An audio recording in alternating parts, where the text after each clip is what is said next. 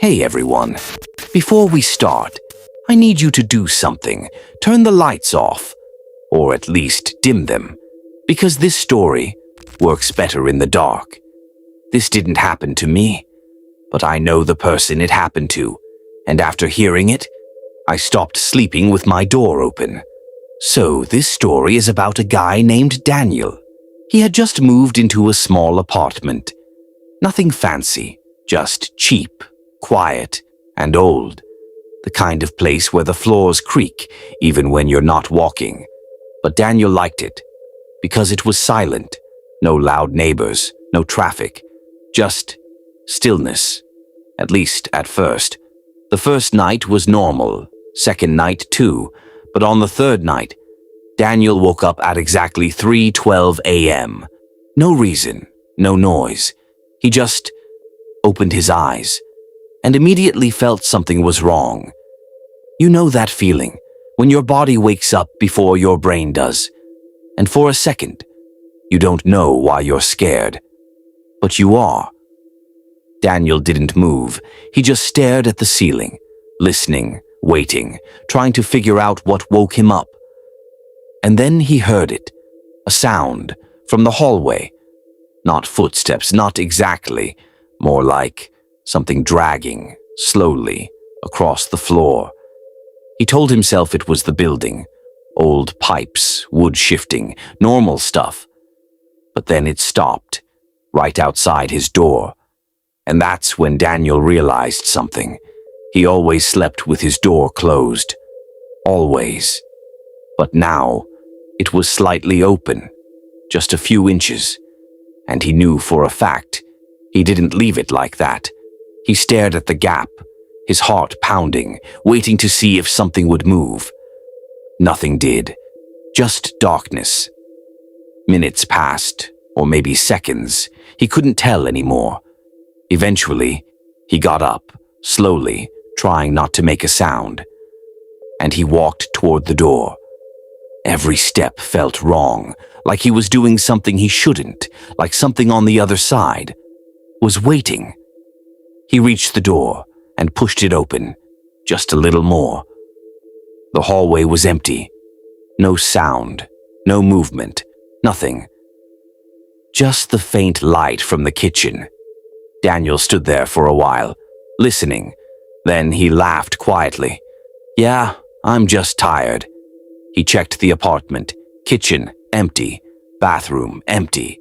Living room, empty. Everything was exactly how it should be. So he went back to bed, closed the door, locked it this time. And somehow, he fell asleep again. The next morning, everything felt normal. Too normal. But that night, it happened again. 3:12 a.m. Exactly. This time, he didn't move at all, didn't even open his eyes at first. He just listened. And there it was again, that sound, dragging, closer, slow, deliberate, like it knew exactly where he was. It stopped at his door, again. But this time, the door didn't open. Because it was locked, Daniel felt a small relief. Okay, whatever this is, it can't get in. And then the handle moved, very slowly. He heard the metal shift, a soft click. Daniel's eyes snapped open. He stared at the door, frozen. The handle kept moving, back and forth, slow, testing. And then it stopped. Silence. Complete silence. For what felt like forever. And then something knocked. Not loud, not aggressive.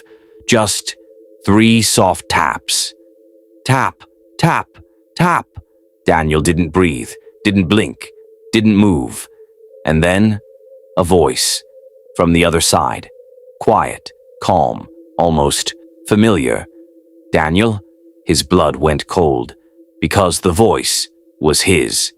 Daniel, it repeated, soft, almost comforting. Open the door. He shook his head slowly, whispered, no. The voice paused. Then it changed. Just slightly. Still his voice, but wrong. Why not? The tone was empty, like something trying to imitate emotion but failing. Daniel grabbed his phone, hands shaking. 3:12 a.m. Again, he wanted to call someone, anyone, but he couldn't move because the voice spoke again. "I know you're awake." And then the knocking started again.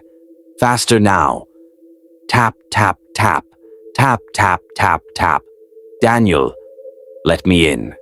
I've been waiting." His heart felt like it was going to explode. And then everything stopped. Silence. No knocking. No voice. Nothing. Daniel stayed like that for hours until the sun came up. And when it did, he finally got up, opened the door. The hallway was empty. Again. But this time, there was something new. On the floor, right outside his door. A scratch. Long, deep, like something had dragged its fingers across the wood. But that wasn't the worst part. The worst part was what was written next to it.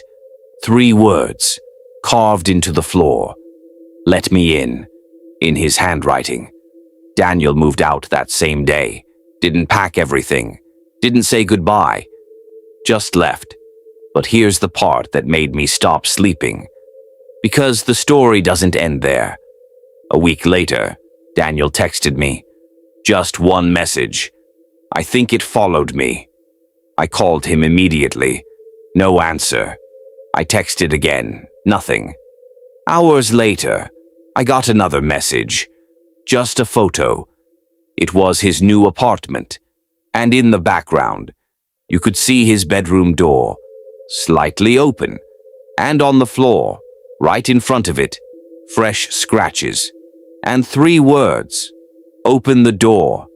So yeah, if you wake up tonight, for no reason, and your door is slightly open, don't check the hallway. Don't listen to the voice. And whatever you do, don't open the door.